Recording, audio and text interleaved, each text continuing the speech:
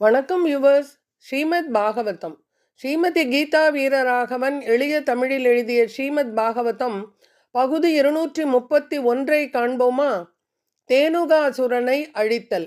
பகவான் ஸ்ரீ கிருஷ்ணரும் பகவான் பலராமரும் அவர்களுடைய 6 வயதிலிருந்து 10 வயது வரை உள்ள பருவத்தில் பிருந்தாவனத்தில் உள்ள ஆயர்குல பெரியோர்கள் இவர்கள் இருவரையும் பசுக்களை மேய்ப்பதற்கு அனுமதி அளித்தனர். அவர்கள் இருவரும் தங்களுடைய நண்பர்களுடன் சேர்ந்து தமது திருவடி தாமரைகளின் தடங்களை பிருந்தாவனம் எங்கும் பதியச் செய்தனர். பிருந்தாவனமே புனிதமடைந்தது. ஸ்ரீமத் பாகவதம். தன்மாதவோ வேணும் உதீரயன் விருதோ கோபைர் கிருணதி பிஸ்வவசோ பலான்விதக வசுன் புரஸ்கிருத்ய வசௌவ்யம் ஆவிசத் விகர்து காம குசுமாகரம் வனம். பகவான் மாதவன் தனது கையில் புல்லாங்குழலை ஏந்தி கொண்டு பலராமர் மற்றும் ஆயர்குல சிறுவர்களுடன் சேர்ந்து பசுக்களை ஓட்டிக்கொண்டு நறுமணம் மிக்க மலர்களையும் பசுக்களுக்கு தேவையான சத்துமிக்க தாவரங்களை உடைய பிருந்தாவன காட்டிற்கு சென்றார். மாதவன் என்னும் வார்த்தைக்கு பல பொருட்கள் உண்டு. மகாலட்சுமியின் கணவர் கிருஷ்ணர் என்று குறிப்பிடப்படுகிறது. மதுகுலத்தில் பிறந்தவர் என்றும் பொருள்படும்.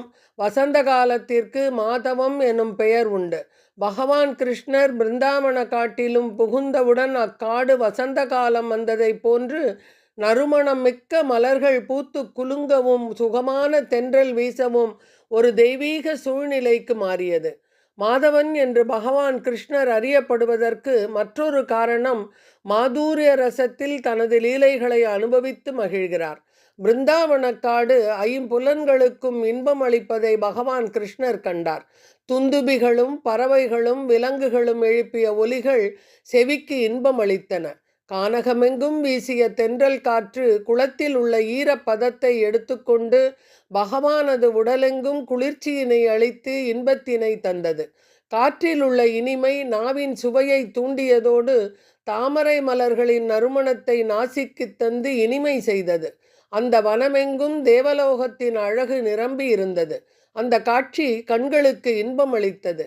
அங்கிருந்த மரங்களில் சிவந்த நிற மொட்டுக்களும் இன்சுவை கனிகளும் நிறைந்து அவற்றின் பாரம் தாங்காமல் வளைந்து தமது கிளைகளினால் பகவான் கிருஷ்ணர் இரு பாதங்களையும் தொடுவதைக் கண்டு புன்னகை புரிந்தவாறே ஸ்ரீ கிருஷ்ணர் பலராமருடன் சேர்ந்து மனம் மகிழ்ந்தார்.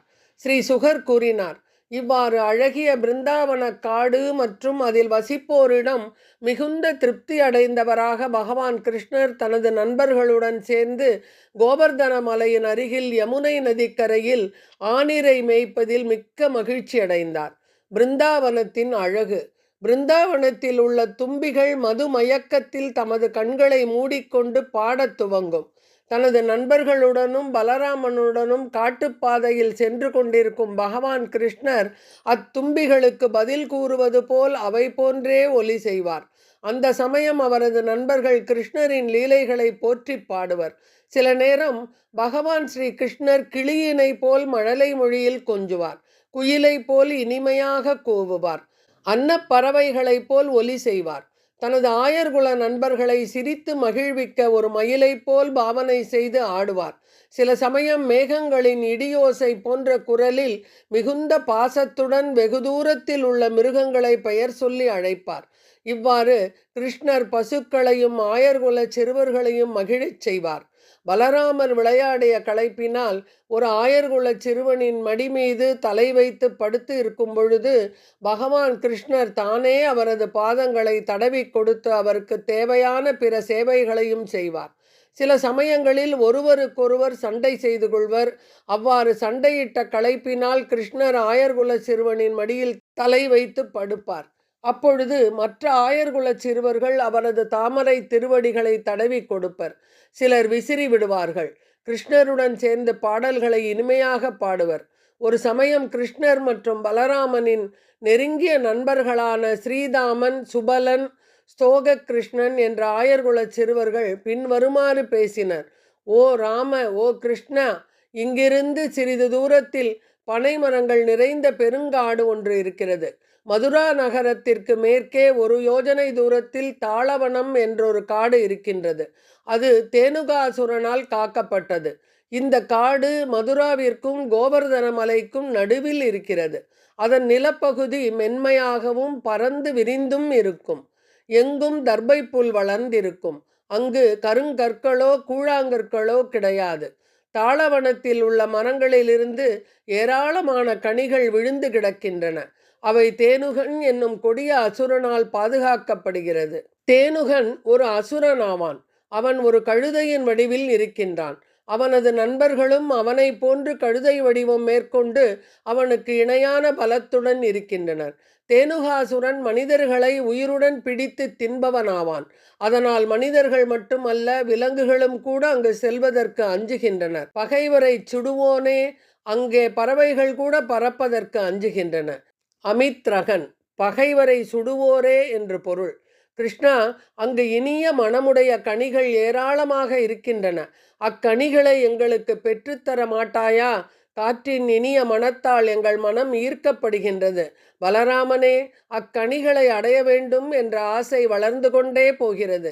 நீங்கள் இருவரும் சம்மதித்தால் நாம் தாளவனத்திற்கு உடனே போகலாம். நண்பர்களின் இனிய வார்த்தைகளை கேட்டு புன்னகை புரிந்த கிருஷ்ணரும் பலராமரும் அவர்களை மகிழ்விக்க விரும்பி நண்பர்கள் புடைசூட தாளவனத்திற்கு புறப்பட்டனர். பலராமர் முதலில் தாளவனத்திற்குள் புகுந்தார். பிறகு ஒரு மத யானை போல் மிகுந்த பலத்துடன் தனது இரு கரங்களால் அங்கிருந்த மரங்களை பிடித்து கிளைகளை ஒடித்து அவற்றின் கனிகளை உதிர்த்தார். பழங்கள் உதிர்வதனால் எழுந்த ஒலியினை கேட்டு கழுதை வடிவில் தேனுகாசுரன் நிலமும் மரங்களும் நடுங்கும் வண்ணம் தாக்குவதற்கு ஓடி வந்தான். ஆற்றல் மிகுந்த அசுரன் பலராமரை நோக்கி விரைந்து ஓடி பகவானது மார்பின் மீது ஓங்கி உதைத்தான். பிறகு தேனுகன் கூக்குரலிட்டு கனைத்தபடியே ஓடத் துவங்கினான். பரீட்சித்து மகாராஜனே, கோபம் கொண்ட கழுதை மீண்டும் பகவான் பலராமரை நோக்கி பின்புறமாக ஓடி வந்தான். பிறகு பயங்கரமாக சத்தமிட்டபடியே தனது பின்னங்கால்களை பலராமரை நோக்கி வீசினான். பலராமர் தேனுகனின் பின்னங்கால்களை தனது ஒரே கையினால் பற்றி தூக்கி சுழற்றி வேகமாக அங்கிருந்த பனை மரத்தின் உச்சியில் வீசினார். வேகமாக சுழற்றப்பட்டதனால் தேனுகாசுரன் இறந்தான். பிறகு பலராமர் தேனுகாசுரனின் இறந்த உடலினை அக்காட்டில் இருந்த ஈச்ச மரத்தின் உச்சியில் தூக்கி எறிந்தார். பலராமரால் தூக்கி எறிந்த வேகத்தில் அங்கிருந்த மரங்கள் அனைத்தும் ஒன்றன் பின் ஒன்றாக அசைந்து ஆடி பெருத்த ஓசையுடன் முறிந்து விழுந்தன. அன்பார்ந்த பரீட்சித்து மகாராஜனே, தேனுகாசுரனின் மற்ற அசுர நண்பர்கள் நண்பன் மாண்டு போனதை கண்டு சீற்றம் கொண்டனர். அவர்கள் கிருஷ்ணரையும் பலராமரையும் தாக்க வந்தனர். அவ்வாறு வந்தவர்களை கிருஷ்ணரும் பலராமரும் பின்னங்கால்களை சுழற்றி அடித்து பனை மரங்களின் உச்சியில் எறிந்தனர். இவ்வாறு தேனுகாசுரன் கொல்லப்பட்ட பிறகு மக்கள் அனைவரும் காட்டிற்குள் எவ்வித அச்சமுமின்றி வாழ்ந்தனர். மேலும் அங்குள்ள பனம் பழங்களை உண்டனர். பசுக்களும் அங்கிருக்கும் புற்களை அச்சமின்றி மேயத் தொடங்கின. பகவான் ஸ்ரீ கிருஷ்ணர் பலராமருடனும் மற்ற நண்பர்களுடனும் சந்தோஷமாக பேசிக்கொண்டும் சிரித்து கொண்டும் பிருந்தாவனத்திற்கு திரும்பினார். இவ்வாறு பகவான் கிருஷ்ணர் பிருந்தாவனத்தில் சுற்றி திரிந்து தமது லீலைகளை நிகழ்த்தி கொண்டிருந்தார். அப்பொழுது ஒரு முறை அவர் பலராமரின்றி தமது நண்பர்களுடன் சேர்ந்து கொண்டு யமுனை ஆற்றிற்கு சென்றார். அந்த நேரம் சூரியனின் வெம்மை அதிகமாக இருந்ததால் பசுக்களும் ஆயர்குல சிறுவர்களும் மிகவும் துன்புற்றனர். தாகத்தினால் பீடிக்கப்பட்ட அவர்கள் யமுனை ஆற்றின் நீரை ஆவலுடன் பருகினர். ஆனால் அந்த நீரில் கொடிய விஷம் கலந்திருந்தது. விஷம் கலந்த நீரை தொட்டவுடன் பசுக்களும் சிறுவர்களும் யமுனை நதியின் கரையில் ஓரத்தில் வீழ்ந்தனர்.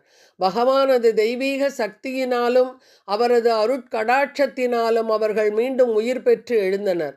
முழு உணர்வும் திரும்ப பெற்றவுடன் பசுக்களும் சிறுவர்களும் கரையில் எழுந்து நின்று ஒருவரை ஒருவர் மிகுந்த வியப்புடன் பார்த்து கொண்டனர். மன்னனே, சிறுவர்கள் தாம் விஷம் கலந்த நீரை பருகி உண்மையில் இறந்து போன போதிலும் கோவிந்தனின் கருணை மிகுந்த பார்வையினால் மீண்டும் உயிர் பெற்று எழுந்துவிட்டோம் என்று கருதினர். இவை அனைத்திற்கும் காரணம் காளிங்கன் என்னும் கருநாகத்தின் விஷம்தான். விஷத்தின் காரணமாக யமுனை நதி முழுவதும் கெட்டுப்போயிருப்பதை கிருஷ்ணர் கண்டார். அதனை தூய்மை செய்ய விரும்பிய பகவான் அந்த சர்ப்பத்தினை விரட்டி அடித்தார். இதை கேட்ட பரீட்சித்து மன்னன் ஆழங்காண முடியாத யமுனை நதியின் அடியில் இருந்த காளிங்கன் என்னும் நாகத்தை பகவான் ஸ்ரீ கிருஷ்ணர் எவ்வாறு அடக்கினார் என்பதனையும் அக்காளிங்கன் எவ்வாறு அந்த யமுனை நதிக்கரையில் வசித்து வந்தான் என்பதனையும் எனக்கு விளக்கி கூறுங்கள் என்று கேட்டார்.